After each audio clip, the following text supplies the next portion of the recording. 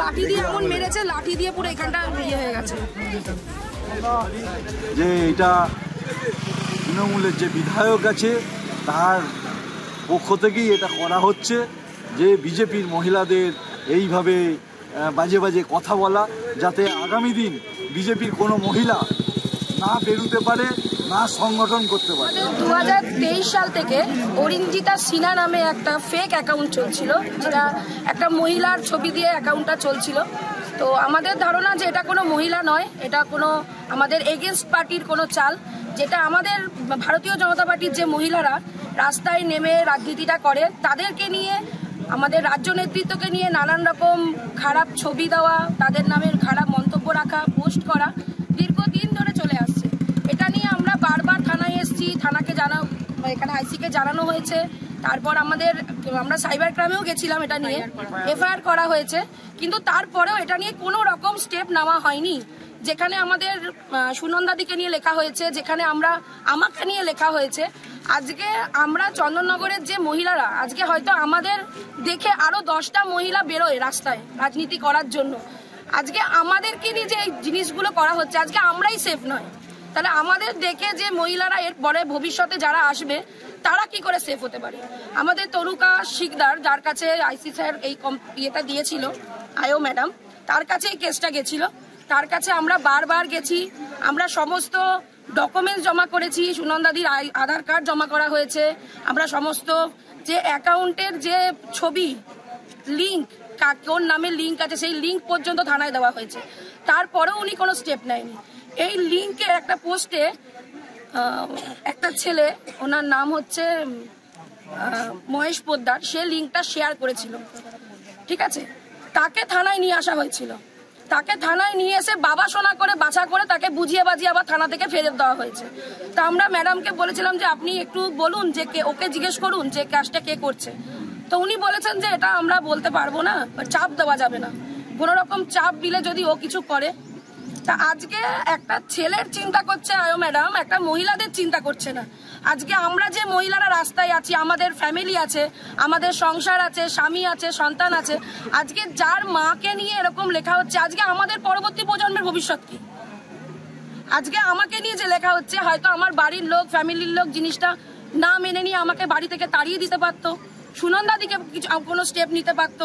আজকে আমরা যখন সেফ নয়, আজকে আমাদের সন্তানের দিকে যদি কোনোদিনও আঙুল ওঠে যে তোর মায়ের নামে এইসব লেখা হচ্ছে, তাহলে তার ভবিষ্যৎটা কোথায় গিয়ে দাঁড়াচ্ছে? যে পুলিশ প্রশাসনের কাছে আমরা সবকিছু জানাই যে আমাদের সেফ দেওয়ার জন্য, আমাদের গাইড করার জন্য যে পুলিশ প্রশাসন, তারা আজকে আমাদের চন্দননগরের মেয়েদেরই সেভ করতে পারছে না। চন্দননগরের মেয়েরাই সুরক্ষিত নেই, তাহলে আমরা বাইরের মেয়েদের নিয়ে কি লড়বো? আমরাই তো সেফ নয়। আইসি ম্যাডাম কি বললেন? আজকে আইসি স্যার একটু, আমরা যেহেতু এরকম ইয়ে হয়েছে আর কি, প্রোগ্রামটা করা হয়েছে, তা উনি বলছেন যে পুলিশকে কেন বলা হয়েছে। পুলিশকে আমরা কোনো কিছু বলিনি, পুলিশের নামে হয়তো আমরা চেঁচামেচি করেছি। আমাদের ধারণা যে পুলিশ কোনো স্টেপ নিচ্ছে না। পুলিশ যদি কোনো স্টেপ নিত তাহলে এখনো পর্যন্ত দোষী শাস্তি পেত বা দোষীকে অ্যারেস্ট করা হতো।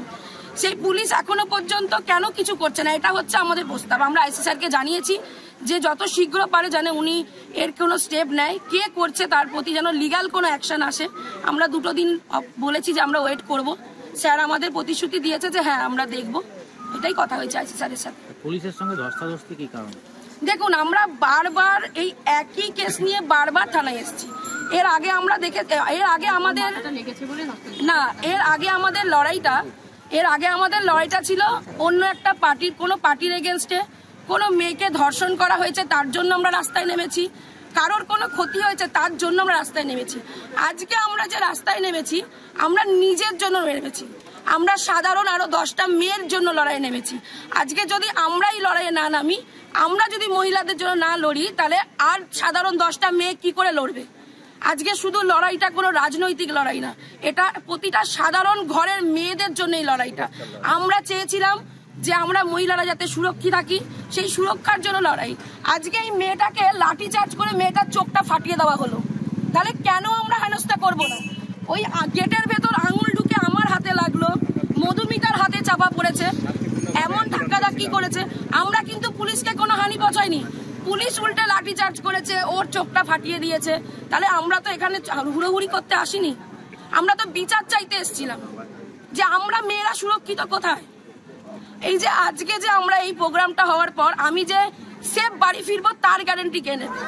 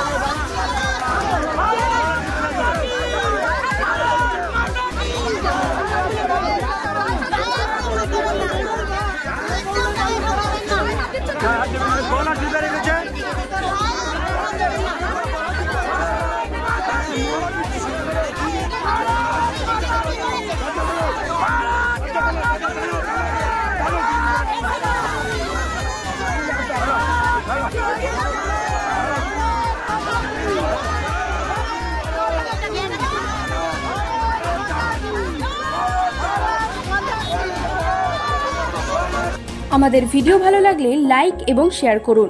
কমেন্ট সেকশনে গিয়ে জানান আপনাদের মতামত। আরও ভিডিও পেতে আমাদের চ্যানেল সাবস্ক্রাইব করুন এবং প্রতি মুহূর্তে খবরের আপডেট পেতে প্রেস করুন বেল আইকন।